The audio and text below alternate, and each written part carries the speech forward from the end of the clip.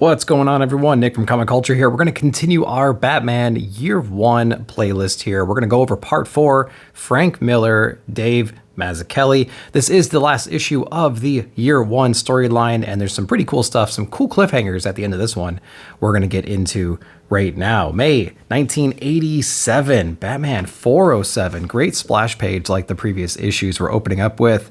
Batman kind of against a spotlight, some bullet holes, some trash cans, some like Sin City-esque kinds of things. He's out to clean up a city that likes being dirty. He can't do it alone. We know in the previous chapters that there's been some seeds planted that he needs some help, right? And Jim Gordon's kind of the man for that. And we're going to explore that a little bit in here inside of this issue. So we're going to get into here. So September 2nd, we're approaching the end of the year. We got that classic diner scene that we had in the previous issue. He's having like this emotional affair and physical affair with this coworker. She's like aware of his pregnant wife, things like that. And she's like, here, take this bracelet. Maybe your wife would like it. Actually, no, never mind. You're right. This is a bad idea. You know, I can't help but think that if you weren't married, never mind. That wasn't fair. There's all this emotional stuff going on right now. We're going to explore this relationship a little bit more in the next coming pages. Then we have some news stories here about Jim being a little bit too productive as a cop, taking down all these corrupt people, getting them locked up and whatnot. And he's actually having a conversation with Harvey Dent here about like, hey, why couldn't we finally convict these guys? What is actually going on? And he's kind of playing the long game, and he understands the rules that he's kind of up against. Batman here doing some reconnaissance work as well. He's actually spying on this one person right now that was convicted, and he's kind of trying to hear the plan right now. He's actually getting confirmation about how good some of the cops are and how some of the other cops are actually corrupt. And he's going to use this guy here very soon. He's going to strike that fear in his heart like Batman always does. So he was convicted. He actually got off. And so now he's kind of making a plan right now, and Batman sneaking in does what Batman does best, tackling the guy to the ground, making him lie to this girl that's leaving the apartment right now and saying that he's fine. And then, of course, Batman kind of striking the fear into his opponents, man. This is a really shocking, frightening scene right here. He's got him pinned down, saying, you could never escape me. Bullets don't harm me. Nothing harms me. But I know pain. I know pain. Sometimes I share it with someone like you. And it goes black. It's like, what the heck does that even mean, man? He's like holding his eye open. Like, what did he do to this guy? The only thing I know is the next scene, you see him going to the police station, basically confessing everything that he did. And he's going to be ratting out Flask, which is a corrupt cop we met in the very beginning that Jim's kind of been up against this entire time. And he's wearing these glasses and he's completely clothed, defeated, man, right? His head's down, his hands in his pockets, wearing a trench coat. And he looks absolutely defeated in this picture right here. Gordon telling the cop, get Dent, but forget to tell the commissioner. And we get our little TV news reporter scene right here. It says, sources inside the police department reveal that Gotham police detective Arnold Flask has been implicated on Seaver's drug operation. So Seaver, the person who got off earlier, is now kind of confessing, and he's naming names, right? And that does not help the commissioner's cause right here, because he's kind of running this whole operation right now, and he's pissed off at Jim, basically saying, you know, hey, you have a dark past too, and you know, we took you in, we thought you were going to play ball, all this stuff, right? And you're certainly popular with the public because you're putting all these people behind bars, and you're making a lot of progress on the crime front and stuff like that, but it's not helping our operation. And remember, we have dirt on you as well, so you better start learning how to play ball very, very soon. And so he kind of holds his affair with his partner against him as kind of like blackmail, right? We'd hate if your wife would find out about this right here. You know, we have ears everywhere, Jimmy. So, you know, Commissioner and Flask and everybody, they know how to play ball as well. So they're kind of holding that against him. We explored in the previous issue or two that Jim has a couple of ideas of who Batman is. He's actually going to Wayne Manor right now, and Bruce is pretending to be on some kind of a binger right now, and he's with some girl that he is hooking up with at the moment, and he goes, I neglected to introduce my friend, you see. I'm not sure of her name, and she doesn't speak any language that I know. Barbara with Jim on here because she's actually overdue, and so he's afraid to leave her alone. She has a really quick comeback here. Wow, that must be convenient.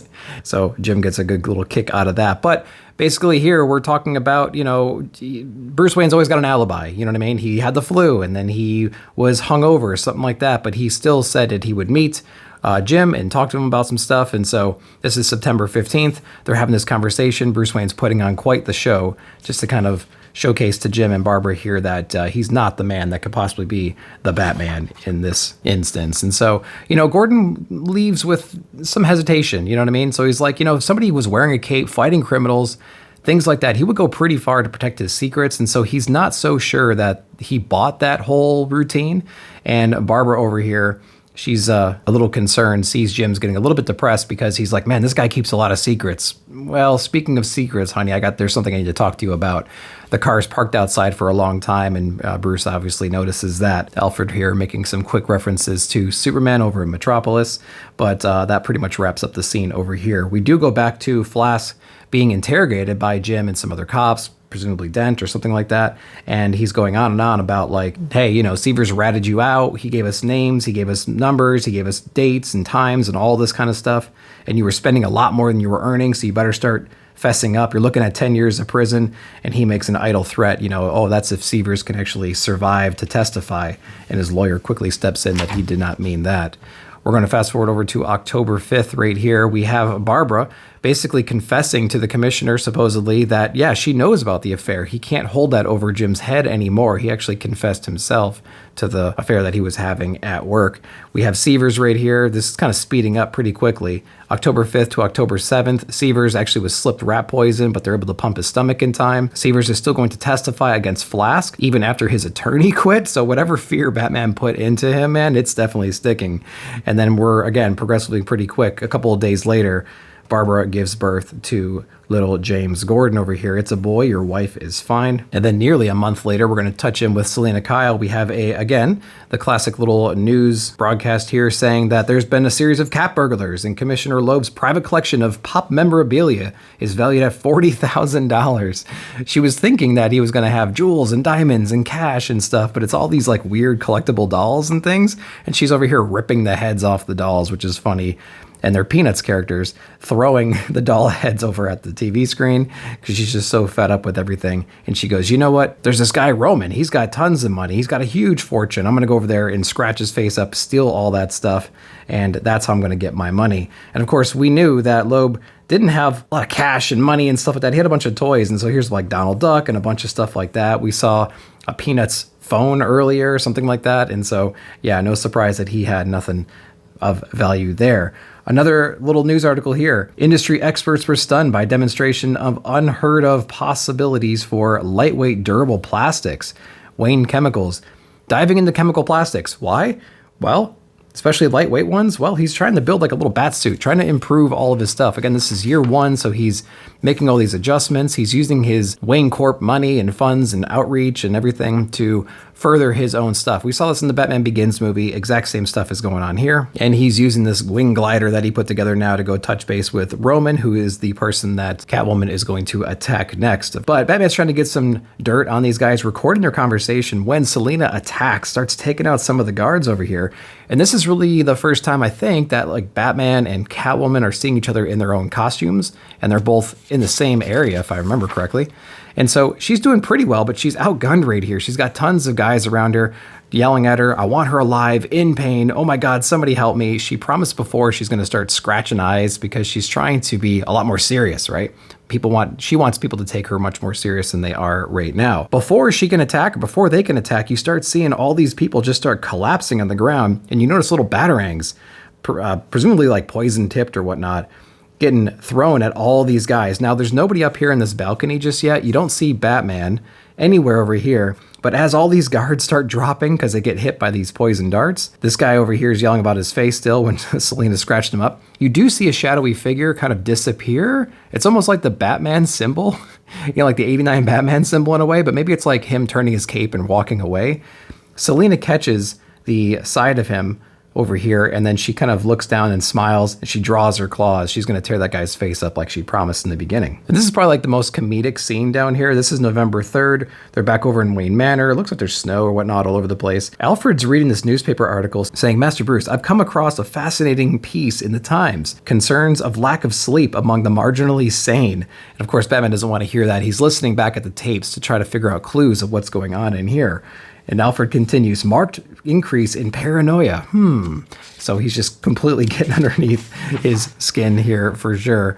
Going on as he continues tendencies towards violent behavior. And of course, Bruce is completely ignoring him, going on and on about like, you know, okay, he doesn't want bad publicity. He doesn't want to murder anybody, but maybe it's blackmail. Maybe it's blackmail that he's after. And he goes, off again, sir. Shall I fetch your tights? And Bruce says, never during the day, Alfred. What are you thinking, right? Then we flash back over to Selena right here, getting pissed off again at the news right here, because what they're saying is that last night's incident connects Batman with the recent cat burglars, the woman with claws, presumably Batman's assistant. And of course, that sets her off. The A word sets her off right there. Next time I got to do something really nasty, she promises. So you can see the escalation of Selena as Catwoman. Again, feeding all of her cats right here. She's got his Colosseum painting, Roman's Colosseum painting in the background.